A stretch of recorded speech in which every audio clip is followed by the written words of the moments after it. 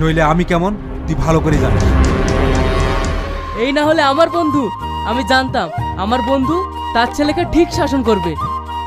হ্যাঁ ভাই, আমি আপনার শাসন দেখে একটু টেনশন মুক্ত হলাম, কারণ আমি জামাই হিসেবে আগুনকেই চাই। এসো বোন, ঘরে এসো। চল ঘরে চল।